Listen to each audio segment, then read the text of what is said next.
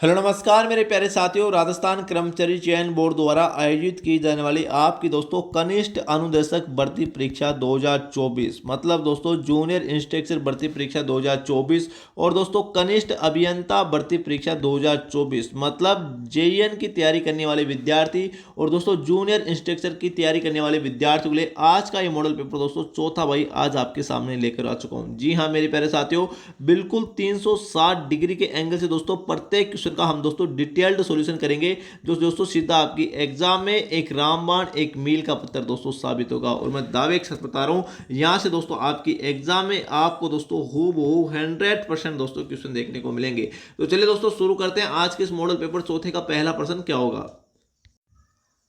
यहां पर देखिए दोस्तों हमारा पहला प्रश्न है, मैं इसको थोड़ा सा जूम कर देता हूं आपको अच्छे से दिख जाएगा, ठीक है ना। बिल्कुल सही दिख रहा है ना। यहाँ पर देखिए दोस्तों हमारा पहला ही प्रश्न भाई बहुत ही गजब का है। क्या बोल रहा है, 1857 के विद्रोह के समय ठाकुर खुशहाल सिंह चंपावत ने किस जगह विद्रोहियों का नेतृत्व किया था। कोटा में, नशीराबाद में, आहुआ में या दोस्तों एरिनपुरा में। दोस्तों बात हो रही है 1857 की क्रांति के समय की और दोस्तों ठाकुर खुशहाल सिंह चंपावत ने कहाँ पर भाई विद्रोहियों का नेतृत्व किया था। तो दोस्तों आहुआ में किया था। उत्तर नंबर सी दोस्तों बिल्कुल करेक्ट हो जाएगा हमारे इस क्वेश्चन का आंसर, ठीक है। अब देखिए दोस्तों मैं ठाकुर खुशहाल सिंह चंपावत से संबंधित कुछ इंपॉर्टेंट डिटेल आपको बता देता हूँ। 2 से 3 बातें दोस्तों बताऊंगा जो अक्सर एग्जाम में पूछी जाती है। कौन कौन सी। पहली बात दोस्तों यहाँ पे नोट करना, आपको याद करना है बिठोड़ों का युद्ध ये कब हुआ था। कब हुआ था दोस्तों, बिठोड़ा का युद्ध दोस्तों, ठीक है। ये युद्ध हुआ था भाई 8 सितंबर 1857 को दोस्तों ये युद्ध हुआ था। किस किस के मध्य, तो अंग्रेज अधिकारी कैप्टन हीथकोट के मध्य और दोस्तों हमारे ठाकुर खुशहाल सिंह चंपावत के मध्य, खुशहाल सिंह चंपावत के मध्य दोस्तों ये युद्ध हुआ था, ठीक है। और इसमें विजय दोस्तों ठाकुर खुशहाल सिंह चंपावती हुए थे। तो आपको याद करना है, पूछ ले कि 1857 क्रांति के समय बेठोड़ा का युद्ध कब हुआ, तो 8 सितंबर 1857 को कैप्टन हीथकोट और ठाकुर खुशहाल सिंह चंपावत के मध्य। एक बात तो ये याद रखनी है। दूसरी बात दोस्तों याद रखनी है आपको चेलावास का युद्ध, ये बड़ा इंपॉर्टेंट है। चेलावास का युद्ध एग्जाम के पॉइंट ऑफ व्यू से सबसे ज्यादा क्वेश्चन दोस्तों इससे पूछे जाते हैं। चेलावास के युद्ध को दोस्तों काले गोरों का युद्ध भी कहते हैं। काले गोरों का युद्ध भी दोस्तों इसको कहा जाता है, ठीक है। इसमें दोस्तों किस किस के मध्य हुआ था, तो दोस्तों जो हमारा राजस्थान में 1857 क्रांति के समय जो एजीजी था ना, एजीजी का मतलब दोस्तों agent to governor general. Exam में क्वेश्चन सीधा पूछा जाता है कि 1857 की क्रांति के समय राजस्थान के एजीजी कौन था, एजेंट टू गवर्नर जनरल। तो दोस्तों यहाँ पे नोट करना सर पैट्रिक लॉरेंस। और दोस्तों इसके साथ में एक अंग्रेज अधिकारी और था, उसका नाम था जोधपुर का पॉलिटिकल एजेंट दोस्तों मेक मोशन। यहाँ पे नोट करना मेक मोशन। ये क्वेश्चन भी सीधा एग्जाम में आता है कि दोस्तों 1857 क्रांति के समय जोधपुर का पॉलिटिकल एजेंट कौन था, मेक मोशन। एक तरफ तो दोस्तों ये थे मतलब सर पैट्रिक लॉरेंस और मेक मोशन, और दूसरी तरफ दोस्तों हमारे ठाकुर खुशहाल सिंह चंपावत थे। खुशहाल सिंह चंपावत दोस्तों एक तरफ ये थे। इस युद्ध में भी दोस्तों ठाकुर खुशहाल सिंह चंपावत की जीत हुई थी दोस्तों, इस बात का ध्यान रखना। और इस युद्ध में दोस्तों एग्जाम में क्वेश्चन सीधा आता है कि किस युद्ध में जोधपुर का पॉलिटिकल एजेंट मेक मोशन मारा गया था, तो इस बात का ध्यान रखना। इसी चेलावास के युद्ध में दोस्तों इसी मेक मोशन दोस्तों मारा गया था, इस बात का दोस्तों ध्यान रखना। ये सीधा एग्जाम में क्वेश्चन आता है तो बड़ा इंपॉर्टेंट क्वेश्चन है। देखिए चेलावास के युद्ध दोस्तों सितंबर 1857 को हुआ था, ये भी इस बात का जस्ट इस युद्ध के थोड़े से दिन बाद में ये युद्ध भी दोस्तों सितंबर 1857 को ही हुआ था, सितंबर 1857 को हुआ था। तो एग्जाम में क्वेश्चन ये पूछा जाता है कि काले गोरों का युद्ध दोस्तों किस युद्ध को कहते हैं, तो चेलावास के युद्ध को कहते हैं, पहला प्रश्न। दूसरा प्रश्न ये पूछा जाएगा कि दोस्तों किस युद्ध में जोधपुर का पॉलिटिकल एजेंट मारा गया था 1857 क्रांति के समय, तो चेलावास के युद्ध में दोस्तों मारा गया था, वेरी इंपॉर्टेंट, ठीक है। खुशहाल सिंह चंपावत के मध्य हुआ था। सर पैट्रिक लॉरेंस दोस्तों 1857 क्रांति के समय एजीजी कौन था, तो सर पैट्रिक लॉरेंस। जैसा क्वेश्चन पूछे वैसा आपको आंसर करना है, ठीक है। कोटा में 1857 की क्रांति का नेतृत्व किसने किया था, तो 2 जने थे, एक तो जयदयाल और दोस्तों एक था मेहराब खां। इन 2 जनों ने दोस्तों कोटा में 1857 क्रांति का नेतृत्व किया था, ठीक है। अगर मैं बात करूं दोस्तों नसीराबाद सैनिक छावनी की, तो नसीराबाद सैनिक छावनी से दोस्तों 1857 की क्रांति का श्री गणेश हुआ था, इस बात का ध्यान रखना। 1857 की क्रांति का प्रारंभ अगर आपको पूछ ले कहाँ से हुआ था, किस सैनिक छावनी से हुआ था? तो नसीराबाद सैनिक छावनी से हुआ था। और नसीराबाद सैनिक छावनी दोस्तों 15वीं बंगाल, यहाँ पे नोट करना, 15वीं बंगाल नेटिव इन्फेंट्री के सैनिकों ने दोस्तों, नेटिव इन्फेंट्री के सैनिकों द्वारा दोस्तों 1897 की क्रांति का श्रीगणेश किया गया। इस बात का दोस्तों आपको मालूम होना चाहिए, ये क्वेश्चन बड़ा इंपॉर्टेंट है, ठीक है, रट लेना। 15वीं बंगाल नेटिव इन्फेंट्री के सैनिकों द्वारा सबसे पहले 1897 क्रांति का आरंभ हुआ था राजस्थान में, ठीक है। कहां पर? नसीराबाद सैनिक छावनी में। कहां पर पड़ती है ये दोस्तों? अजमेर में पड़ती है नसीराबाद सैनिक छावनी। इस बात का दोस्तों ध्यान रखना, ठीक है। कब हुआ था? तो दोस्तों 28 मई 1857 को हुआ था। इस बात का दोस्तों आपको मालूम होना चाहिए, ठीक है। एरिनपुरा सैनिक छावनी की बात करूं तो यहां पर दोस्तों किसने नेतृत्व किया था? तो दोस्तों एक तो था हमारा शीतल प्रसाद शर्मा, सूबेदार शीतल प्रसाद शर्मा, और एक था दोस्तों दफेदार मोती खां। इन दो जनों ने दोस्तों एरिनपुरा सैनिक छावनी का नेतृत्व किया था। और दोस्तों इसी एरिनपुरा सैनिक छावनी के सैनिकों ने चलो दिल्ली मारो फिरंगी का नारा दिया था। चलो दिल्ली मारो फिरंगी का नारा दिया था दोस्तों। ये पूरा कंसेप्ट दोस्तों आपको एकदम क्लियर हो जाना चाहिए। मुझे नहीं लगता दोस्तों आपको कोई कंसेप्ट बाकी रहा होगा, आपको कोई डाउट रहा होगा। बिल्कुल दोस्तों आपका एकदम पूरा कंसेप्ट क्लियर हो चुका होगा। हमारे दोस्तों इस क्वेश्चन का आंसर उत्तर नंबर सी दोस्तों बिल्कुल करेक्ट हो जाएगा। तो दोस्तों आपका कंसेप्ट क्लियर होना चाहिए, हमारा दोस्तों एकमात्र उद्देश्य यही है इस मॉडल पेपर को लेकर। तो चलिए दोस्तों नेक्स्ट क्वेश्चन देख लेते हैं। आपका नेक्स्ट क्वेश्चन क्या होगा? यहां पर देखिए दोस्तों, जो आपका नेक्स्ट क्वेश्चन है बहुत ही गजब का प्रश्न है। क्या बोल रहा है भाई? अरली चौहान डायनेटिज पुस्तक के लेखक कौन है? Dashrath Sharma, G A Grierson मतलब George Abraham Grierson, G H Ojha का मतलब गौरी शंकर हीरानंद ओझा, या जी एन शर्मा। तो दोस्तों हमारे इस क्वेश्चन का आंसर क्या हो जाएगा? उत्तर नंबर दोस्तों बी बिल्कुल करेक्ट हो जाएगा, दशरथ शर्मा दोस्तों अर्ली चौहान डायनेटिज पुस्तक के लेखक हैं, ठीक है। जी एच ओझा की बात करूं मतलब गौरी शंकर हीरानंद ओझा की बात करूं तो इसकी एक दोस्तों फेमस रचना है भारतीय प्राचीन लिपिमाला। ये एग्जाम में अक्सर क्वेश्चन पूछा जाता है, भारतीय प्राचीन लिपिमाला के लेखक कौन है? भारतीय प्राचीन लिपिमाला के लेखक कौन है? तो दोस्तों गौरी शंकर हीरानंद ओझा है। इस बात का दोस्तों ध्यान रखना, ठीक है। हमारे इस क्वेश्चन का आंसर उत्तर नंबर बी बिल्कुल करेक्ट हो जाएगा। नेक्स्ट क्वेश्चन देख लेते हैं दोस्तों क्या होगा। यहां पर देखिए दोस्तों क्वेश्चन नंबर 13 क्या बोला है? मेवात क्षेत्र के अलवर जिले में, कहां पर भाई? अलवर जिले की बात हो रही है। जन्म लेने वाले प्रसिद्ध संत कौन थे? तो दोस्तों सुंदरदास जी थे, गरीबदास जी, लालदास जी, या दोस्तों हरिराम दास जी। हमारे दोस्तों इस क्वेश्चन का आंसर उत्तर नंबर दोस्तों सी बिल्कुल करेक्ट हो जाएगा, लालदास जी। और दोस्तों लालदास के जो अनुयायी होते हैं ना, वो मेव जाति के लोग होते हैं। मेव जाति के लोग दोस्तों इसके क्या होते हैं? अनुयायी होते हैं दोस्तों। इस बात का ध्यान रखना। और सबसे इंपॉर्टेंट बात इसकी दोस्तों, इसने लालदासी संप्रदाय की स्थापना की थी। लालदासी संप्रदाय की दोस्तों स्थापना की थी। और दोस्तों इसकी जो मुख्य पीठ है वो कहां पर स्थित है? तो दौलीधूप ग्राम, अलवर में दौलीधूप ग्राम में दोस्तों, यहाँ पर दोस्तों इसकी क्या है? मुख्य पीठ स्थित है। इस बात का ध्यान रखना। और संत लालदास दोस्तों सांप्रदायिक सद्भावना के लिए जाने जाते हैं, क्योंकि दोस्तों ये जन्म से क्या थे? मोमडन थे, मुसलमान संत थे जन्म से। इस बात का दोस्तों ध्यान रखना, ठीक है। संत लालदास जी, तो दोस्तों इसको हिंदू भी पूछते हैं, मुस्लिम भी पूछते हैं, इसलिए दोस्तों सांप्रदायिक सद्भावना के लिए जाने जाते हैं। वेरी इंपॉर्टेंट, उत्तर नंबर सी दोस्तों बिल्कुल करेक्ट हो जाएगा। सुंदरदास की बात करूं तो दोस्तों दादू संप्रदाय के फेमस संत है। और दोस्तों ये दादू संप्रदाय की जो नागा शाखा थी ना, इसके मुख्य प्रवर्तक रहे हैं सुंदरदास जी, ठीक है। गरीबदास जी दोस्तों हमारे दादू संप्रदाय के संत हैं, ठीक है। और दोस्तों हरिराम दास जी, ये हरिराम दास जी दोस्तों हमारे दोस्तों जो हरिराम दास जी दोस्तों हमारी राम स्नेही संप्रदाय की दोस्तों जो सिंगथल शाखा है इसके मुख्य प्रवर्तक है दोस्तों। इस बात का ध्यान रखना। राजस्थान में राम स्नेही संप्रदाय की 4 प्रमुख पीठ है दोस्तों। सापरा भीलवाड़ा में इसकी मुख्य पीठ है राम स्नेही संप्रदाय की। और जो सिंगथल शाखा है इसके मुख्य प्रवर्तक कौन है? संत हरिराम दास जी, ठीक है। इस बात का ध्यान रखना। और दोस्तों केवल आपको दोस्तों हरिदास जी पूछ ले, संत हरिराम दास जी दोस्तों अगर आपको पूछ ले तो दोस्तों निम्बार के जो निरंजनी संप्रदाय है इसके दोस्तों मुख्य प्रवर्तक है। इस बात का दोस्तों ध्यान रखना है, ठीक है। तो हमारे इस क्वेश्चन का आंसर क्या हो जाएगा? उत्तर नंबर सी दोस्तों बिल्कुल करेक्ट हो जाएगा। नेक्स्ट क्वेश्चन देख लेते हैं दोस्तों क्या होगा। यहाँ पर देखिए दोस्तों हमारा नेक्स्ट क्वेश्चन है, क्या बोला है? इजलास खास का गठन दोस्तों किसने किया था? महाराजा बन्ने सिंह ने, महाराजा अजीत सिंह ने, महाराणा सज्जन सिंह ने, या दोस्तों राणा भगवंत सिंह ने। देखिए दोस्तों, बात हो रही है यहाँ पर इजलास खास की। दोस्तों ये इजलास खास बड़ी इंपॉर्टेंट है और इसका निर्माण दोस्तों मेवाड़ के महाराणा सज्जन सिंह ने दोस्तों करवाया था। उत्तर नंबर दोस्तों क्या हो जाएगा, सी बिल्कुल करेक्ट हो जाएगा हमारे इस क्वेश्चन का आंसर। ठीक है, अब देखिए दोस्तों, एक तो है मेवाड़ का महाराणा सज्जन सिंह ने, जिसने दोस्तों इजलास खास का निर्माण करवाया, और एक था दोस्तों मेवाड़ का महाराणा शंभू सिंह। यहाँ पे नोट करना दोस्तों, शंभू सिंह, ये मेवाड़ के महाराणा, इसने किसका निर्माण कराया, इसने दोस्तों मेवाड़ में महकमा खास का निर्माण करवाया था।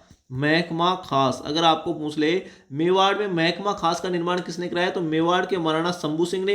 मेवाड़ में इजलास खास का निर्माण किसने कराया, तो महाराणा सज्जन सिंह ने। इसमें दोस्तों आपको कंफ्यूज नहीं होना है। ठीक है, तो इसके अलावा देखिए दोस्तों, इस सज्जन सिंह से संबंधित मैं और कुछ इंपॉर्टेंट डिटेल की बात करूं तो दोस्तों यहाँ पे नोट करना, आपने नाम सुना होगा कवि राजा श्यामल दास का। कवि राजा श्यामल दास का दोस्तों आपने नाम तो सुना ही होगा, श्यामल दास का। ठीक है, ये बड़ा इंपॉर्टेंट दोस्तों साहित्यकार है कवि राजा श्यामल दास। इसने दोस्तों वीर विनोद नामक ग्रंथ की रचना की थी। वीर विनोद नामक ग्रंथ की रचना की थी और इस वीर विनोद नामक ग्रंथ में मेवाड़ राज्य के इतिहास का उल्लेख है। मेवाड़ राज्य का इतिहास का उल्लेख है। ये बातें दोस्तों मैं आपको क्यों बता रहा हूं, क्योंकि दोस्तों इस कवि राजा श्यामल दास को कवि राजा की जो उपाधि थी ना, वो दोस्तों किसने दी थी, इसी महाराणा सज्जन सिंह ने दी थी। Very important. ठीक है, कवि राजा श्यामल दास को कवि राजा की उपाधि किसने दी थी, मेवाड़ के महाराणा सज्जन सिंह ने। और अगर आपको पूछ ले कवि राजा श्यामल दास किसके दरबारी कवि थे या किस मेवाड़ के शासक के दरबारी कवि थे, तो दोस्तों शंभू सिंह के दरबारी कवि थे। इस बात का ध्यान रखना, कवि राजा श्यामल दास शंभू सिंह के दरबारी कवि थे और इसको कवि राजा की उपाधि किसने दी, मेवाड़ के महाराणा सज्जन सिंह ने। इसमें आपको कंफ्यूज नहीं होना है। बहुत ही शानदार दोस्तों, आपका कंसेप्ट एकदम क्लियर हो चुका होगा। हमारे दोस्तों इस क्वेश्चन का आंसर उत्तर नंबर सी बिल्कुल करेक्ट हो जाएगा भाई। ठीक है, नेक्स्ट क्वेश्चन देखिए दोस्तों क्या होगा। यहां पर देखिए दोस्तों, आपका नेक्स्ट क्वेश्चन है, बहुत ही गजब का प्रश्न है दोस्तों। सुमेलित कीजिए। एक तरफ दोस्तों हस्तशिल्प उत्पाद दे रखे हैं और एक तरफ उनका स्थान दे रखे हैं, कहाँ कहाँ के फेमस है। बादला कहाँ का फेमस है, बादला दोस्तों जोधपुर का फेमस है। बादला होता क्या है, तो दोस्तों जिंक या जस्ता बोल दो, जिंक या जस्ता से बना दोस्तों एक ठंडे पानी का बर्तन होता है। ठंडे पानी का क्या होता है, बर्तन होता है, जिसे बादला कहते हैं, जो जोधपुर का फेमस है हमारा। ठीक है, नमदा या गलीचे, नमदा या राजस्थान में गलीचे कहाँ के फेमस है, तो ये टोंक के फेमस है।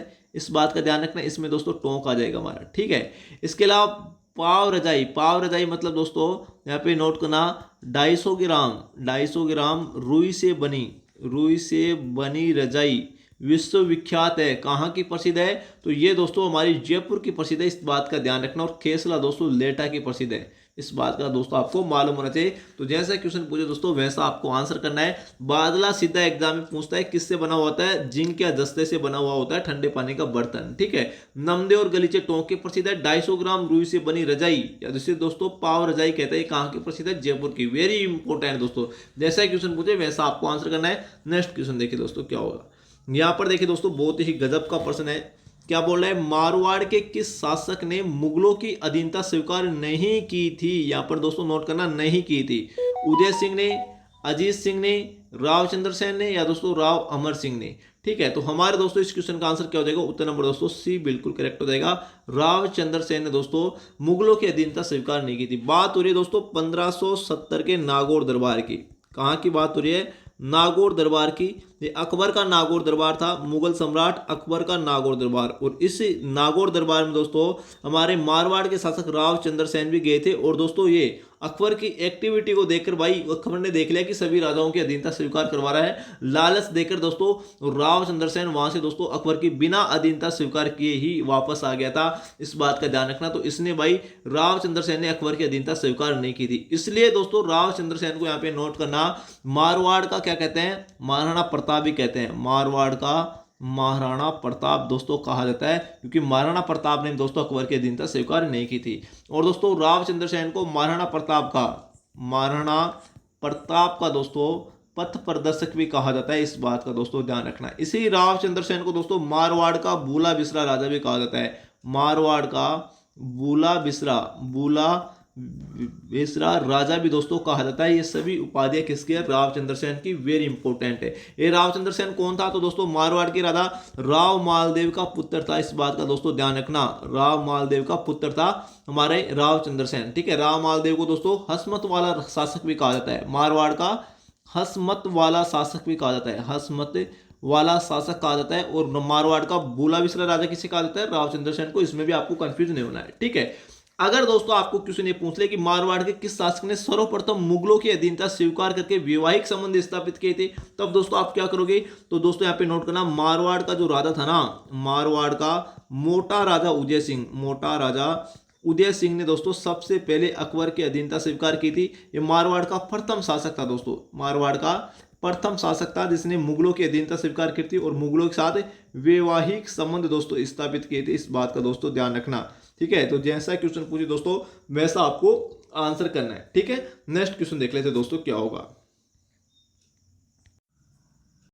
और हाँ दोस्तों, यहाँ पर देखिए, राजस्थान कर्मचारी चयन बोर्ड द्वारा आयोजित की जाने वाली आपकी जो कनिष्ठ अनुदेशक भर्ती परीक्षा और कनिष्ठ अभियंता भर्ती परीक्षा, मतलब जेईएन के लिए और कनिष्ठ हमारे अनुदेशक के लिए दोस्तों जो आपका पार्ट है जिसमें राजस्थान जी की दोस्तों आपकी एग्जाम में 40 क्वेश्चन पूछे जाएंगे। अगर दोस्तों इन 40 में से दोस्तों आप 35 प्लस स्कोर दोस्तों लाना चाहते हो, मैं दोस्तों आपको हूबहू गिना दूंगा बिल्कुल दोस्तों। इसके लिए हमारी जो कोचिंग संस्था है पूरे राजस्थान में दोस्तों 61 टेस्ट सीरीज ऑनलाइन टेस्ट दोस्तों, वो भी एक अनलिमिटेड अटेम्प्ट के साथ दोस्तों। यहाँ पे नोट करना, केवल और केवल दोस्तों एक नाम मात्र की फीस में 149 रुपए में दोस्तों, वो भी एकदम फुल डिटेल है। यहाँ पे दोस्तों नोट करना, फुल डिटेल्ड सॉल्यूशन के साथ दोस्तों हम आपको प्रोवाइड करवा रहे हैं। बिल्कुल दोस्तों पहली टेस्ट सीरीज बिल्कुल फ्री है, डेमो के तौर पर आप जाकर देख सकते हो। बिल्कुल एक ऑथेंटिक, यूनिक और एक जेन्युइन कंटेंट दोस्तों, जो सीधा दोस्तों आपकी एग्जाम में एक रामबाण एक मील का पत्थर दोस्तों साबित होगा। अगर दोस्तों आप 40 में से, मैं सच बता रहा हूं दोस्तों, 35 प्लस का स्कोर करना चाहते हो ना, तो गारंटी है दोस्तों, मैं हूबहू गिना दूंगा दोस्तों। कॉपी पेस्ट कंटेंट नहीं है दोस्तों, हमारा बाजार में बिकने वाला कंटेंट नहीं है भाई। हमारे आपके लिए दोस्तों जो हमारी टीम है दोस्तों 18 घंटे मेहनत करती है। इस 18 घंटे की मेहनत के दम पर दोस्तों मैं आपको बोल रहा हूं, आपका पहली बार में सिलेक्शन होगा। अगर दोस्तों आपका पार्ट बी, जो आपका सब्जेक्ट वाला जो पार्ट बी है, वो दोस्तों अगर आपका क्लियर है तो, क्योंकि दोस्तों 35 प्लस क्वेश्चन दोस्तों हम यहां पर आपको हूबहू गिना देंगे। 61 टेस्ट सीरीज दोस्तों, राजस्थान में हमारी ऐसी पहली कोचिंग संस्था है जो केवल और केवल दोस्तों 149 में आपको दोस्तों 61 टेस्ट सीरीज दोस्तों कितनी होती है, बोले तो दोस्तों 2440 क्वेश्चन हो गए दोस्तों। इन 40 प्रश्नों के लिए 2440 प्रश्न, जिसमें दोस्तों पूरा राजस्थान का जीके, राजस्थान की राजनीतिक एवं प्रशासनिक व्यवस्था कंप्लीट दोस्तों हम आपको प्रोवाइड करवाएंगे। आपकी एग्जाम में एक मील का पत्थर दोस्तों साबित होगी। बिल्कुल दोस्तों 149 रुपए में दोस्तों हम आपको ये प्रोवाइड करवा रहे हैं। अब दोस्तों आपको करना क्या पड़ेगा, इसके लिए दोस्तों यहां पे नोट करना, इसके लिए दोस्तों आपको Q50 जीके क्लासेज का, Q50 जीके क्लासेज का, जो दोस्तों आप ये वीडियो जिस यूट्यूब चैनल पर देख रहे हो, सेम वही नाम दोस्तों आपको प्ले स्टोर पर डालना है दोस्तों, और वही लोगो आएगा Q50 जीके क्लासेज के नाम से दोस्तों। आपको ऐप डाउनलोड करना पड़ेगा, और दोस्तों इस ऐप का लिंक अगर दोस्तों आप डायरेक्ट डाउनलोड करना चाहते हो तो इसका जो लिंक है इस वीडियो के डिस्क्रिप्शन में दोस्तों मैं आपको प्रोवाइड करवा दूंगा। वहां से दोस्तों आप डायरेक्ट अपना दोस्तों ज्वाइन कर सकते हो अपने टेस्ट सीरीज को। केवल और केवल 149 रुपए में दोस्तों पहली टेस्ट सीरीज आपकी बिल्कुल फ्री है। गारंटी दे रहा हूं दोस्तों, पहली बार में सिलेक्शन होगा आपका कनिष्ठ अनुदेशक या दोस्तों कनिष्ठ अभियंता की, अगर आप तैयारी कर रहे हो तो, ठीक है। इसके लिए अगर दोस्तों देखें, अगर आपको कोई भी डाउट रहता है तो आप इन नंबरों पे कॉल कर लेना, 9660039503। इन नंबरों पे दोस्तों आप कॉल कर लेना। हम आपको डायरेक्ट व्हाट्सएप के माध्यम से दोस्तों इस ऐप का जो लिंक है वो दोस्तों हम आपको सेंड कर देंगे, और इस टेस्ट सीरीज को लेकर जो भी आपका डाउट है आप दोस्तों यहां से इन नंबरों पर भाई क्लियर कर सकते हैं, ठीक है। XYZ कैसा भी दोस्तों अगर आपका डाउट है तो, ठीक है। तो दोस्तों बिल्कुल पूरे राजस्थान में यार एक नाम मात्र की फीस में दोस्तों 149 में 61 टेस्ट सीरीज, गारंटी दे रहा हूं पूरे राजस्थान में ऐसी कोई कोचिंग संस्था नहीं होगी जो इतना बेहतरीन कंटेंट दोस्तों आपको प्रोवाइड करवा रही होगी। बिल्कुल दोस्तों प्रत्येक क्वेश्चन का डिटेल्ड सॉल्यूशन मिलेगा, आपका एक भी दोस्तों कंसेप्ट बाकी नहीं रहेगा, पूरा डाउट एकदम क्लियर हो जाएगा, आपका मन दोस्तों गदगद हो जाएगा, गारंटी दे रहा हूं, ठीक है। तो दोस्तों आपको Q50 जीके क्लासेज का ऐप डाउनलोड करना है भाई, ठीक है। नेक्स्ट क्वेश्चन देखते हैं दोस्तों क्या होगा। यहां पर देखिए दोस्तों हमारा नेक्स्ट क्वेश्चन है, क्या बोल रहा है, सीताराम लालस का संबंध दोस्तों किससे रहा है, राजस्थानी लोक नृत्य से, राजस्थानी शब्दकोश से, राजस्थानी लोक जीवन से, दोस्तों राजस्थानी लोक कला से। देखिए दोस्तों राजस्थानी शब्दकोश के रचयिता कौन है, ये एग्जाम में सीधा क्वेश्चन पूछा जाता है, तो सीताराम लालस, उत्तर नंबर बी बिल्कुल करेक्ट हो जाएगा, इसमें कोई संदेह वाली बात नहीं है, ठीक है। नेक्स्ट क्वेश्चन देखते हैं दोस्तों क्या होगा। यहाँ पर देखिए दोस्तों आपका जो नेक्स्ट क्वेश्चन है, क्या बोल रहा है, जैसलमेर के बाठी राजवंश की कुलदेवी का नाम दोस्तों क्या था, लटियाल माता, तनोटिया माता, आवरी माता, दोस्तों स्वांगिया माता। बात तो ये बाठी राजवंश की कुलदेवी, तो दोस्तों स्वांगिया माता, उत्तर नंबर दोस्तों क्या हो जाएगा हमारा D बिल्कुल करेक्ट हो जाएगा, स्वांगिया माता। अगर दोस्तों आपको पूछ ले चौहान राजवंश की कुलदेवी कौन थी, चौहान राजवंश की कुल देवी दोस्तों अगर आपको एग्जाम में पूछ ले तब दोस्तों आपको करना यहाँ पे नोट करना शाकंभरी माता। शाकंभरी माता, इसका मंदिर भी दोस्तों सांबर हमारे जयपुर में स्थित है शाकंभरी माता का। अगर आपको पूछे राठौड़ों की कुल देवी कौन थी, मारवाड़ के राठौड़ राजवंश की कुलदेवी का दोस्तों क्या नाम है, तो भाई आपको याद रखना है नागणेची माता, जो अक्सर एग्जाम में दोस्तों काफी बार क्वेश्चन पूछा जाता है। नागणेची माता का मंदिर दोस्तों कहां पर स्थित है, तो नगाड़ा बाड़मेर में स्थित है, इस बात का ध्यान रखना। नगाड़ा बाड़मेर में नागणेची माता का मंदिर स्थित है, ठीक है। इसके अलावा अगर आपको जो जयपुर का हमारा कछुआ राजवंश है, कछुआ राजवंश कहाँ का है, जयपुर का, इसकी कुलदेवी कौन थी, तो जमुआई माता दोस्तों आपको याद करना है। जमुआई माता दोस्तों एक कछुआ राजवंश की कुलदेवी का नाम है, इस बात का दोस्तों ध्यान रखना। गोहिल वंश की कुलदेवी पूछ ले, जो मेवाड़ वाला गोहिल वंश है इसकी कुलदेवी दोस्तों कौन थी, तो बाण माता थी, इस बात का दोस्तों ध्यान रखना। बाण माता ये दोस्तों हमारी गोहिल वंश की कुलदेवी, और इसका मुख्य मंदिर भी दोस्तों हमारे चित्तौड़गढ़ में स्थित है, बाण माता के मंदिर का दोस्तों मंदिर, ठीक है। तो वेरी इंपॉर्टेंट, इस बात का ध्यान रखना। हमारे इस क्वेश्चन का आंसर उत्तर नंबर दोस्तों डी बिल्कुल करेक्ट हो जाएगा। तनोटिया माता राजस्थान की दोस्तों क्या कहते हैं, वैष्णो देवी कहते हैं तनोटिया माता को, इस बात का ध्यान रखना, ठीक है। नेक्स्ट क्वेश्चन देखिए दोस्तों क्या होगा। यहाँ पर देखिए दोस्तों आपका दोस्तों बिल्कुल हम यहाँ पर आपका कंसेप्ट क्लियर करते हैं, ऐसा नहीं है कि दोस्तों क्वेश्चन देख लिया आंसर लगा दिया, क्वेश्चन देख लिया, आपका कंसेप्ट क्लियर होना चाहिए दोस्तों। यहाँ पर क्या बोल रहा है, बूंदी रियासत के अंतिम आधिकारिक शासक है, आधिकारिक शासक की बात हो रही है, कौन थे, राजा राम सिंह, राजा बहादुर सिंह, राजा रघुवीर सिंह या दोस्तों राजा ईश्वरी सिंह। हमारे दोस्तों इस क्वेश्चन का आंसर उत्तर नंबर बी बिल्कुल करेक्ट हो जाएगा, मारहाव राजा बहादुर सिंह दोस्तों। और यहाँ पर देखिए दोस्तों एक चीज आपने नोटिस की होगी, जो बूंदी रियासत के शासक थे अपने नाम के आगे मारहाव की उपाधि लगाते थे। ये एग्जाम में क्वेश्चन सीधा पूछा गया है कि किस रियासत के शासक अपने नाम के आगे मारहाव की उपाधि लगाते थे, तो बूंदी रियासत के शासक, ठीक है। बड़ा इंपॉर्टेंट क्वेश्चन है। इसके अलावा देखिए दोस्तों आपने बूंदी के राजा राम सिंह का नाम तो सुना ही होगा, बूंदी के राजा राम सिंह, इसका दरबारी कवि कौन था, ये बड़ा इंपॉर्टेंट है। दरबारी कवि का नाम है सूर्यमल मिश्रण दोस्तों, ये इसका दरबारी कवि था, जिसने दोस्तों किसकी रचना की थी, सूर्यमल मिश्रण ने तो वंश भास्कर की रचना की थी, वंश भास्कर की रचना इसी के कहने पर दोस्तों की थी। बूंदी के राजा राम सिंह का दरबारी कवि था, ठीक है। और वंश भास्कर में दोस्तों किस राज्य के इतिहास का उल्लेख है, तो बूंदी राज्य के इतिहास का उल्लेख है, इस बात का दोस्तों आपको मालूम होना चाहिए, ठीक है। बहुत ही गजब का प्रश्न है। नेक्स्ट क्वेश्चन देखिए दोस्तों क्या होगा। यहां पर देखिए दोस्तों हरिदेव जोशी पत्रकारिता एवं जनसंचार विश्वविद्यालय कहाँ स्थित है, बांसवाड़ा में, उदयपुर में, जयपुर में, दोस्तों अलवर में। गलती से बांसवाड़ा मत कर देना, क्योंकि दोस्तों हरिदेव जोशी जो हमारे मुख्यमंत्री रहे हैं वो दोस्तों बांसवाड़ा के थे, लेकिन ये विश्वविद्यालय जयपुर में स्थित है, इस बात का ध्यान रखना। उत्तर नंबर सी बिल्कुल करेक्ट हो जाएगा, पूरा आपका कंसेप्ट क्लियर हो जाना चाहिए, ठीक है। नेक्स्ट क्वेश्चन देखिए दोस्तों क्या होगा। यहां पर देखिए दोस्तों क्वेश्चन नंबर 21 क्या बोल रहा है, एक मिनट, अब देखिए क्वेश्चन नंबर दोस्तों 21 क्या बोल रहा है, बेंगटी गांव फलोदी में स्थित है, किस लोक देवता का मुख्य मंदिर स्थित है। बेंगटी गांव फलोदी में तल्लीनाथ जी का, हड़बू जी का, पाबू जी का, दोस्तों मल्लीनाथ जी का। तो बेंगटी गांव फलोदी दोस्तों लोक देवता हड़बू जी से संबंधित है, उत्तर नंबर दोस्तों बी बिल्कुल करेक्ट हो जाएगा। देखिए हड़बू जी का मुख्य मंदिर बेंगटी गांव फलोदी में स्थित है, ठीक है। लेकिन अगर आपको इसका जन्म पूछ ले कि हड़बू जी का जन्म कहां पर हुआ था, तो दोस्तों यहाँ पे नोट करना, हड़बू जी का जन्म बुंडेल गांव में हुआ था। बुंडेल गांव जो नागौर में पड़ता है, यहाँ पर दोस्तों हड़बू जी का क्या हुआ था, जन्म हुआ था। मुख्य मंदिर पूछे तो बेंगटी गांव फलोदी में स्थित है। और हड़बू जी की दोस्तों गाड़ी की पूजा की जाती है, किसी मूर्ति की पूजा नहीं की जाती, मूर्ति के रूप में इसकी गाड़ी की पूजा की जाती है, इस बात का ध्यान रखना।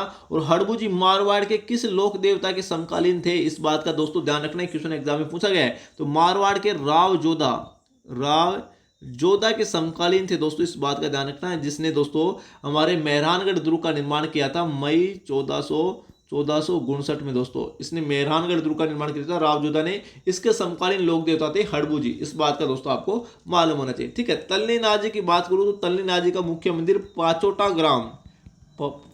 पाचोटा ग्राम जालोर में दोस्तों इसका मुख्य मंदिर स्थित है, लोक देवता तल्लीनाथ जी का। मल्लीनाथ जी की बात करूं तो तिलवाड़ा बाड़मेर में दोस्तों इसका मुख्य मंदिर स्थित है। और किस नदी के किनारे, लूणी नदी के किनारे दोस्तों तिलवाड़ा बाड़मेर में मल्लीनाथ जी का मुख्य मंदिर स्थित है। और मल्लीनाथ जी को कुंडा पंथ का परिणेता कहा जाता है, किसी लोक देवता को कुंडा पंथ का परिणेता कहा जाता है, तो मल्लीनाथ जी को। पाबू जी की बात करूं तो पाबू जी दोस्तों यहाँ पे नोट करना, ये बड़ा इंपॉर्टेंट है।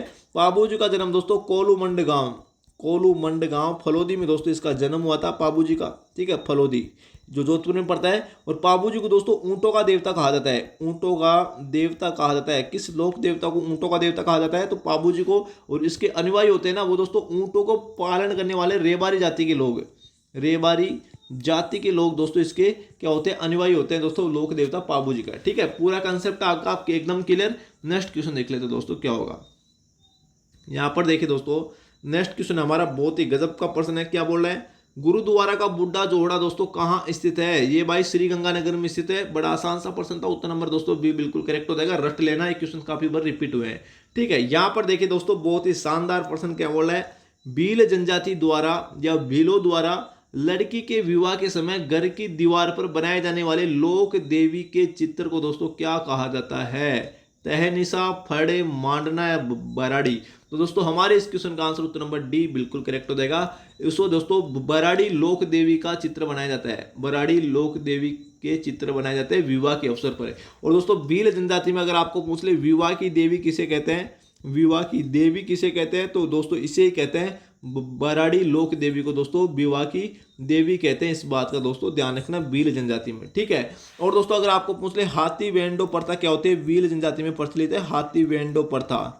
ठीक है, हाथी वेंडो प्रथा का संबंध किस जनजाति से है? भील जनजाति से है। मतलब दोस्तों पेड़ पौधों को साक्षी मानकर, पेड़ पौधों को साक्षी मानकर फेरे लेने की प्रथा को दोस्तों क्या कहते हैं? हाथी वेंडो प्रथा कहते हैं। ये भील जनजाति में प्रचलित है। ठीक है, इसके अलावा हाथी मना नृत्य भी दोस्तों किस जनजाति का फेमस नृत्य है? ये भी दोस्तों भील जनजाति का फेमस नृत्य है जो विवाह के अवसर पर किया जाता है। ठीक है, जैसा क्वेश्चन पूछे दोस्तों वैसा आपको आंसर करना है। हमारे इस क्वेश्चन का आंसर उत्तर नंबर डी बिल्कुल करेक्ट हो जाएगा। नेक्स्ट क्वेश्चन देखिए दोस्तों क्या होगा। यहाँ पर देखिए दोस्तों क्वेश्चन नंबर 24 क्या बोल रहा है?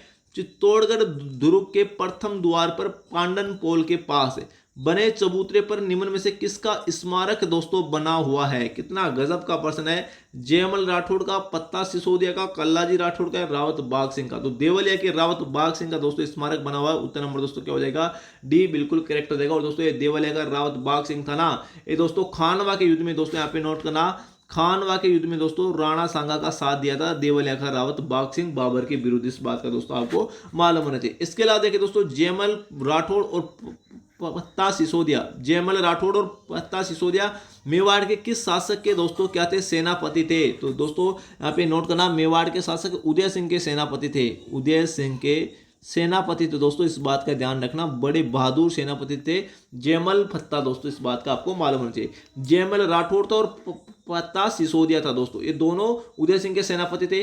और दोस्तों अगर आपको पूछ ले लोक देवता कल्लाजी राठौड़, इसे दोस्तों 4 हाथों वाले लोक देवता की उपाधि दी गई है। 4 हाथों वाले लोक देवता की दोस्तों इसी उपाधि दी गई। इस बात का दोस्तों ध्यान रखना। ठीक है, किसने दी है? तो भाई अकबर ने दी है। और कब दी थी अकबर ने? तो दोस्तों मेवाड़ का या चित्तौड़ का दोस्तों जो तीसरा शाखा हुआ था 1567-68 में। भाई चित्तौड़ का तीसरा शाखा कब हुआ था? 1567-68 में। इस चित्तौड़ के तीसरे शाखे में दोस्तों जयमल राठौड़, ये जो जयमल राठौड़ है ना उदय सिंह था दोस्तों तीसरे शाखे के समय। ठीक है, और दोस्तों तीसरा शाखा के समय मेवाड़ का शासक कौन था? उदय सिंह। और उदय सिंह के समय जो इसके जो सेनापति थे जयमल राठौड़, वो दोस्तों घायल हो गया था। ये क्या हो गया था दोस्तों? घायल हो गया था। तो कल्लाजी राठौड़ ने दोस्तों इसे अपने कंधों पर बैठाकर लड़ाई लड़ी थी चित्तौड़ के तीसरे शाखे में। इसलिए 2 हाथ इसके 2 हाथ इसके, इस अवतार को देखकर दोस्तों अकबर ने इसे 4 हाथों वाले लोक देवता की उपाधि दी थी। आइए दोस्तों एकदम आपका पूरा कंसेप्ट क्लियर। अब देखिए दोस्तों यहाँ से कितने क्वेश्चन बन गए। जयमल पत्ता किसके सेनापति थे? मेवाड़ के शासक उदय सिंह के। चित्तौड़ का तीसरा शाखा कब हुआ था? 1567-68 में। ठीक है, इसके अलावा देखिए दोस्तों चित्तौड़ के तीसरे शाखा के समय मेवाड़ का शासक कौन था? तो उदय सिंह था। ठीक है, इसके सेनापति जयमल राठौड़ और पत्ता सिसोदिया को दोस्तों जयमल राठौड़ हमारा जो घायल होने पर दोस्तों कल्लाजी राठौड़ ने इसे कंधों पर बैठाकर लड़ाई लड़ी थी। और इसलिए कल्लाजी राठौड़ को चित्तौड़ के तीसरे शाखे में 4 हाथों वाले लोक देवता की उपाधि किसने दी? अकबर ने दी थी। वेरी इंपॉर्टेंट, जैसा क्वेश्चन पूछे वैसा आपको आंसर करना है। नेक्स्ट क्वेश्चन देखिए दोस्तों क्या होगा। यहाँ पर देखिए दोस्तों बहुत ही गजब का प्रश्न है। क्या बोला है? सूची फर्स्ट को सूची सेकंड से मिलान कीजिए और सही उत्तर का चयन करना है। देखिए गोविंद की रचना दोस्तों कौन से 3 में? देखिए गोविंद की रचना थी दोस्तों, यहाँ पे नोट करना द्वार दीपिका ये गोविंद की रचना थी। नाथा की रचना दोस्तों कौन सी थी? वास्तु मंजरी नाथा की रचना थी। और दोस्तों मंडन की रचना जो कुंभलगढ़ दुर्ग का शिल्पी था मंडन, इसकी रचना थी देवमूर्ति पारकरण। और कुंभा राणा कुंभा की रचना दोस्तों संगीत राज जो दोस्तों 5 कोशों में विभक्त है। 5 कोशों में विभक्त है दोस्तों ये संगीत राज। इस बात का ध्यान रखना। राणा कुंभा की अन्य कौन कौन सी रचनाएं हैं तो दोस्तों यहाँ पे नोट करना, संगीत मीमांसा, ये एग्जाम में क्वेश्चन पूछा जाता है, संगीत मीमांसा। सूड प्रबंध भी राणा कुंभा की रचना है, सूड प्रबंध। चंडी शतक, चंडी शतक, ये सभी रचनाएं दोस्तों राणा कुंभा की फेमस रचनाएं दोस्तों। नृत्य रतन कोश, नृत्य रतन कोश ये किसकी रचना है, ये भी दोस्तों हमारी राणा कुंभा की रचना है, जो संगीत राज का एक भाग है दोस्तों नृत्य रतन कोश, क्योंकि 5 कोशों में विभक्त है, उनमें से एक कोश का नाम है नृत्य रतन कोश। तो ये सभी रचनाएं राणा कुंभा की रचनाएं। मंडन दोस्तों कुंभलगढ़ दुर्ग का शिल्पी था, जिसकी रचना देवमूर्ति प्रकरण है। ठीक है, वेरी इंपॉर्टेंट, जैसा क्वेश्चन पूछे वैसा आपको आंसर करना है। नेक्स्ट क्वेश्चन देखिए दोस्तों क्या होगा। यहां पर देखिए दोस्तों क्वेश्चन नंबर 26 बहुत ही गजब का प्रश्न है। क्या बोला है, लोककथा देवनारायण जी की फड़, जो हमारा लोक देवता देवनारायण जी, इसकी फड़ का गायन करते समय किस वाद्य यंत्र का प्रयोग किया जाता है, मंजीरा, चंग, जंतर या दोस्तों खड़ताल। तो देवनारायण जी की फड़ का वाचन करते समय दोस्तों जंतर वाद्य यंत्र का प्रयोग किया जाता है। उत्तर नंबर सी बिल्कुल करेक्ट हो जाएगा।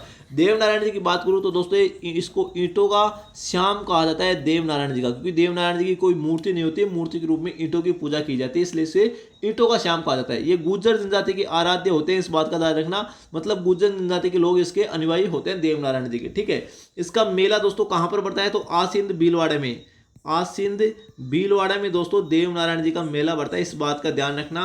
और कब बढ़ता है तो भाद्रपद, ये डेट बड़ी इंपॉर्टेंट है, भाद्रपद शुक्ला सप्तमी को, शुक्ला सप्तमी को दोस्तों इसका मेला बढ़ता है, इस बात का दोस्तों ध्यान रखना। आसिंद भीलवाड़े में। देवनारायण जी के पिता का नाम क्या था, ये बड़ा इंपॉर्टेंट तो सवाई भोज, सवाई भोज देवनारायण जी के पिता का नाम था, इस बात का दोस्तों ध्यान रखना। एग्जाम में क्वेश्चन सीधा एग्जाम में पूछा गया है। ठीक है, नेक्स्ट क्वेश्चन देखिए दोस्तों क्या होगा।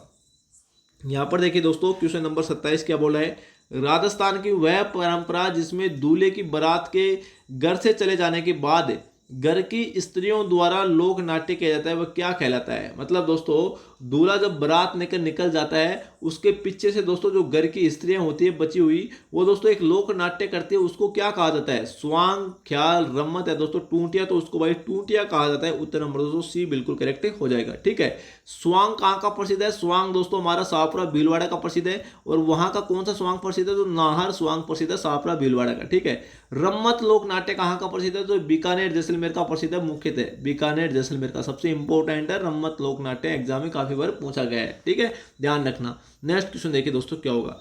यहां पर देखिए दोस्तों क्वेश्चन नंबर 28 क्या बोला है, सन 1907 में चूरू में, कहां पर दोस्तों चूरू में स्वामी गोपाल दास ने किस सभा का स्थापना की थी तो सर्वहितकारिणी सभा की स्थापना की थी। उत्तर नंबर सी बिल्कुल करेक्ट हो जाएगा। काफी बार दोस्तों क्वेश्चन रिपीट हुआ है, राजस्थान कर्मचारी चयन बोर्ड आरएसएस का दोस्तों फेवरेट क्वेश्चन है। ठीक है, देश हितैषणी सभा की बात करूं तो दोस्तों इसकी स्थापना किसने की थी तो मेवाड़ के महाराणा सज्जन सिंह ने, मेवाड़ के महाराणा सज्जन सिंह ने दोस्तों इसकी स्थापना की थी। कब की थी तो 2 जुलाई 1877 को, 2 जुलाई 1877 को दोस्तों देश हितैषणी सभा की स्थापना की थी। और इसका मुख्य उद्देश्य क्या था तो सामाजिक सुधार है दोस्तों, वैवाहिक समस्याओं को सुलझाना, वैवाहिक समस्याओं को दोस्तों सुलझाना है, सामाजिक सुधार दोस्तों इसका मुख्य उद्देश्य था। ये एग्जाम में क्वेश्चन पूछा गया इस देश हितैषणी सभा का मुख्य उद्देश्य क्या था। ठीक है, और उदयपुर में इसकी स्थापना की थी देश हितैषणी सभा की महाराणा सज्जन सिंह ने। ठीक है, परोपकारिणी सभा की बात करूं तो दोस्तों इसकी स्थापना जनवरी 1883 को, जनवरी 1883 को दोस्तों स्वामी दयानंद सरस्वती ने,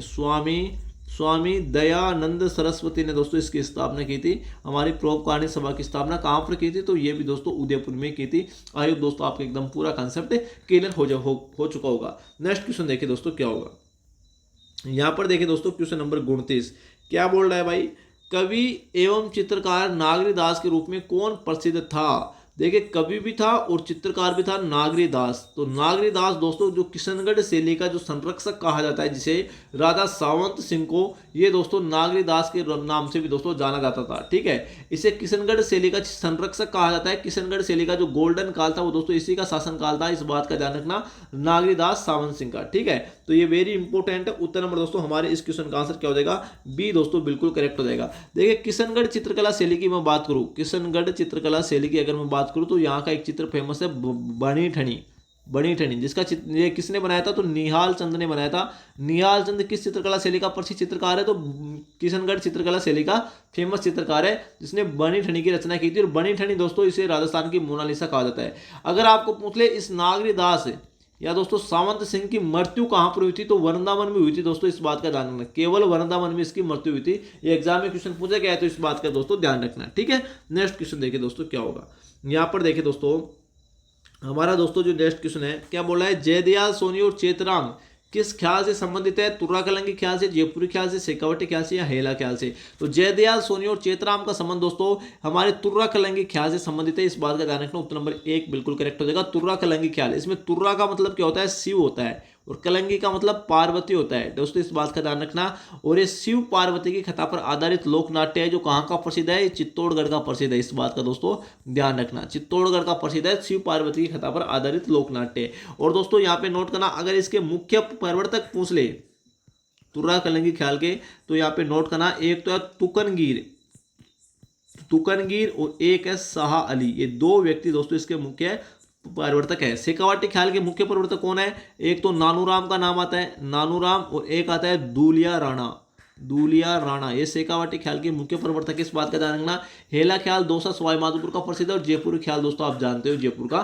फेमस है। ठीक है, इसके अलावा तुर्रा कलंगी ख्याल की दोस्तों मैं और डिटेल में बात करूं तो तुर्रा कलंगी ख्याल दोस्तों रात में खेला जाता है, रात में खेला जाता है। और दोस्तों किस शैली में आयोजित किया जाता है, तो मात शैली में आयोजित किया जाता है तुर्रा कलंगी ख्याल। और इसमें दोस्तों किस वाद्य यंत्र का प्रयोग किया जाता है, तो चंग वाद्य यंत्र का प्रयोग किया जाता है, इस बात का दोस्तों ध्यान रखना। जैसा क्वेश्चन मुझे वैसा दोस्तों आपको आंसर करना है। नेक्स्ट क्वेश्चन देखिए दोस्तों क्या होगा। यहां पर देखिए दोस्तों हमारा जो नेक्स्ट क्वेश्चन है बहुत ही शानदार प्रश्न है दोस्तों। क्या बोल रहा है, कृपाल सिंह शेखावत का संबंध किस कला से है, थेवा कला से, कुंदन कला से, टेराकोटा कला से, ब्लू पोट्री से। कृपाल सिंह शेखावत ब्लू पोट्री के फेमस कलाकार है। उत्तर नंबर दोस्तों डी बिल्कुल करेक्ट हो जाएगा। कहाँ की प्रसिद्ध है, जयपुर की प्रसिद्ध है। और दोस्तों मीनाकारी कला, एक कला और है मीनाकारी कला, मीनाकारी कला भी हमारी जयपुर की प्रसिद्ध है। और इसके प्रसिद्ध कलाकार कौन है, तो दोस्तों यहाँ पे नोट करना, कुदरत सिंह, कुदरत सिंह मीनाकारी कला के फेमस कलाकार है। तो कृपाल सिंह शेखावत और कुदरत सिंह में दोस्तों आपको कंफ्यूज नहीं होना है। ठीक है, कुंदन कला भी दोस्तों हमारी जयपुर की प्रसिद्ध है। थेवा कला दोस्तों प्रतापगढ़ की प्रसिद्ध है। प्रतापगढ़ का जो सोनी परिवार है वो थेवा कला के लिए सिद्धस्त है। ठीक है, टेराकोटा कला दोस्तों राजसमंद में एक गांव पड़ता है मोलेला, मोलेला। मिट्टी के बर्तनों से दोस्तों जो बनाए जाने वाले जो हमारे जो पात्र होते हैं उनको टेराकोटा कला कहा जाता है। ये मोलेला राजसमंद की प्रसिद्ध है दोस्तों, इस बात का ध्यान रखना। तो टेराकोटा कला कहाँ की प्रसिद्ध है, राजसमंद की। इसे दोस्तों हिंदी में कहते हैं मरण मूर्ति कला, मरण मूर्ति कला दोस्तों। ठीक है, कई बार हिंदी में भी पूछ लेता है मरण मूर्ति कला कहाँ की प्रसिद्ध है, तो मोलेला राजसमंद की प्रसिद्ध है, इसे टेराकोटा कला कहा जाता है। ठीक है, अगर दोस्तों देखिए मैं फिर से आपको बता रहा हूँ, हमारे इस क्वेश्चन का आंसर उत्तर नंबर डी बिल्कुल करेक्ट हो जाएगा। फिर से दोस्तों मैं आपको बता रहा हूँ, अगर आप दोस्तों JN की और दोस्तों जूनियर इंस्ट्रक्चर में, जूनियर इंस्ट्रक्चर 2024 में दोस्तों अगर आप पहली बार में सिलेक्शन लेना चाहते हो, पहली बार में दोस्तों अगर आप सिलेक्शन लेना चाहते हो, तो मैं गारंटी दे रहा हूं दोस्तों, आपका जो पार्ट ए है जो जिसमें राजस्थान जीके के 40 क्वेश्चन पूछे जाएंगे, राजस्थान जीके के कितने क्वेश्चन पूछे जाएंगे, 40 क्वेश्चन। इन 40 में से दोस्तों अगर आप भाई 35 प्लस का स्कोर करना चाहते हो, मैं गारंटी दे रहा हूं दोस्तों 35 प्लस क्वेश्चन तो दोस्तों मैं आपको हूबहू गिनाऊंगा आपकी एग्जाम में। क्या बात करो सर, क्या पेपर लीक कराओगे क्या? मैं सर पेपर लीक की बात नहीं करा, यहाँ पर देखिए पेपर लीक की बात नहीं करा। हमारी जो टीम है वो सर आपके लिए 18 घंटे मेहनत करती है। इस 18 घंटे की मेहनत के दम पर दोस्तों मैं आपको बोल रहा हूँ,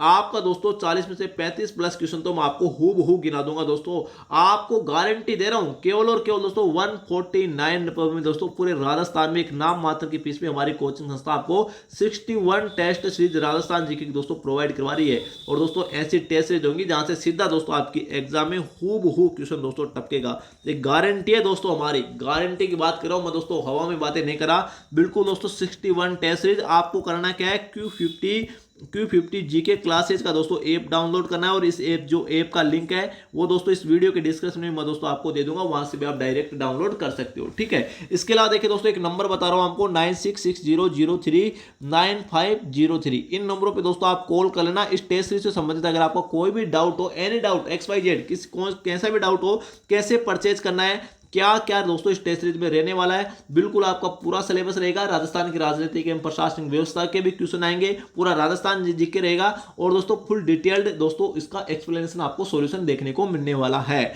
तो दोस्तों इन नंबर पे आप कॉल कर लेना, अपना जो भी डाउट है वो आपका क्लियर कर सकते हो। इन नंबरों पे व्हाट्सअप करना। और इस जो ऐप का लिंक मैंने आपको बताया Q50 जीके क्लासेज का ऐप का लिंक, वो दोस्तों हम व्हाट्सएप के माध्यम से भी आपको डायरेक्ट सेंड कर देंगे, वहां से भी आप डाउनलोड कर लेना। कैसे टेस्ट सीरीज को परचेज करना है वो भी दोस्तों आप इन नंबरों पे कॉल करके पहुंच सकते हो। वैसे दोस्तों बड़ा आसान है, आप दोस्तों अपने आप कर लोगे। ठीक है, वैसे आप समझदार हो तो दोस्तों आप आपको करना क्या है, Q50 जीके क्लासेज का ऐप डाउनलोड करना है। फिर से बता रहा हूं दोस्तों, पहली बार में सिलेक्शन लेना है। अगर आपका पार्ट बी क्लियर है तो देखिए, पार्ट बी क्लियर होगा तभी आपका पहली बार में सिलेक्शन होगा, क्योंकि दोस्तों हम राजस्थान जीके में ज्यादा से ज्यादा दोस्तों आपको एक अच्छा स्कोर हम प्रोवाइड करवा सकते हैं 35 प्लस क्वेश्चन। तो 35 प्लस क्वेश्चन से दोस्तों क्या होगा, अगर आपका पार्ट भी कमजोर है तो पार्ट भी दोस्तों आपका ठीक ठाक होना चाहिए। 35 प्लस क्वेश्चन की दोस्तों मैं गारंटी ले रहा हूं, आपको दोस्तों हूबहू गिना दूंगा, ठीक है। तो केवल और केवल 149 149 रुपए में यार 61 टेस्ट सीरीज हम प्रोवाइड करवा रहे हैं। 2440 क्वेश्चन, इन 40 क्वेश्चन के लिए दोस्तों 61 टेस्ट सीरीज का मतलब हो गया 2440 क्वेश्चन दोस्तों आपकी एग्जाम में एक रामबाण सिद्ध होंगे। और फिलहाल दोस्तों काफी सारे स्टूडेंट हमसे जुड़े हुए हैं जो इस टेस्ट सीरीज का आनंद ले रहे हैं, ठीक है। तो आप दोस्तों देर मत कीजिए, जल्दी से हमारा ऐप डाउनलोड कीजिए Q50 जीके क्लासेस। आज के लिए दोस्तों इतना है, तब तक के लिए जय हिंद जय भारत, थैंक यू।